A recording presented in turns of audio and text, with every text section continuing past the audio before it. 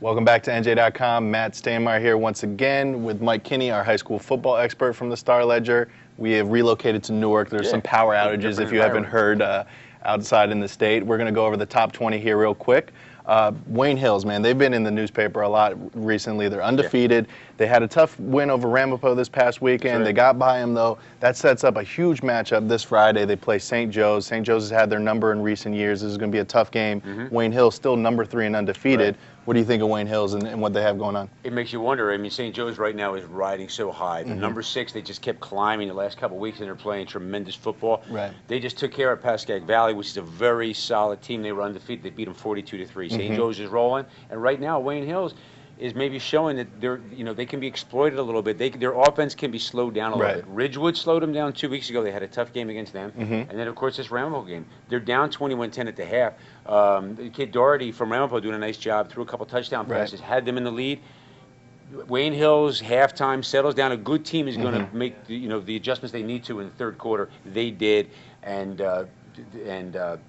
Kevin Olson did a nice job of leading the team off there, and the kid Rodriguez had a couple touchdown runs.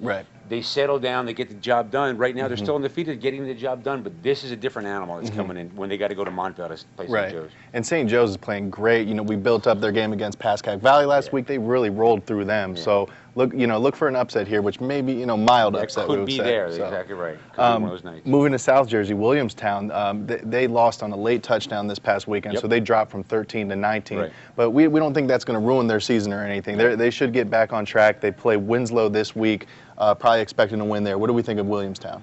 Williamstown, a very tough team. Tough for them, though. They lost their best running back. He's hurt for the season, so they're going to have to recover. They're going to have to rebuild from there. Shawnee's a very good team, and that's a good rivalry. Last year, Williamstown beat Shawnee in a very good game. Shawnee at the time was the favorite team. Williamstown won that game, and they used that as a springboard to get the second seed in South Jersey Group 4. Now, this keeps Shawnee alive in South Jersey Group 4, so it'll be interesting to see. Williamstown will still make it. They should beat Winslow this week. They'll still make it. They'll be high. They'll still get a home game, top 4 seed in South Jersey Group 4. But it might let Shawnee in. Maybe they get a chance to play them again a little later on down the road. But Williamstown kind of,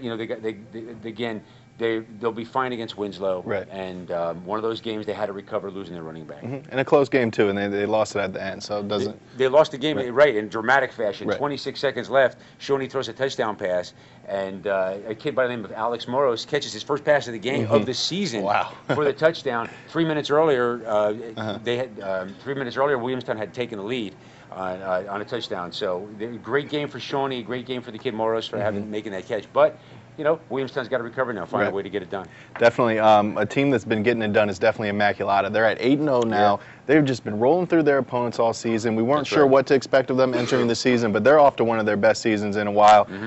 It could be headed for their first state championship since 2006, coming off a big win over Elizabeth. That's right. That 2016 was undefeated, and this is beginning to look like a team. It didn't look that way early in the season. They struggled a couple games, and they got through with good second halves. But right now, Kellen Sperduto, who rushed for almost 250 yards against Elizabeth, he's leading what right now is a really balanced running attack for Immaculata. We love those running attacks. Definitely. Those are championship teams that can put together a couple guys who can run the ball and play solid defense the way Immaculata is, and they're getting the job done against very good teams. A progression of Linden and Elizabeth. They've had some big wins. Immaculata, they beat Union earlier in the season. That was a big win. So these are not soft teams in the Mid-State 39 that they're beating. They're beating some of the better teams that have been in and out of the top 20, and they're they're ready to go. They look like they're primed to make some trouble in non-public Group 3. Yeah, pretty battle-tested. That's a strong 8-0 for sure, definitely. Another team playing really strong, fantastic all year, South Brunswick. They're 7-0 for the first time in school history, first time ever. And this is also their first GMC Red Division title. This team's been playing fantastic. Are they poised to win a state championship this year? They are. I mean, you open the season with wins against Sayreville and Piscataway. People have to take notice of you and say these guys are legitimate, because they are legitimate. And again, same kind of thing. Defense is there.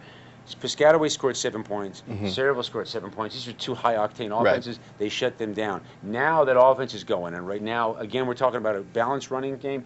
Daryl Harper did a great job. Daryl Harper and Dion Hooper. I had to make sure I looked at my notes because those names are too close. Right. And John Haley's our Middlesex guy, and I poach on him to get some of the info. But this running game is very, very balanced, and the kid Dan Gorzinski is doing a great job of just leading. He's the quarterback. He's leading the way, but their running game is sound. They can control the football, and that's what South Brunswick's doing very good. Some great teams. Playoff season's right around the corner. Make sure you're picking up the Star Ledger and also checking out NJ.com and our high school football blog.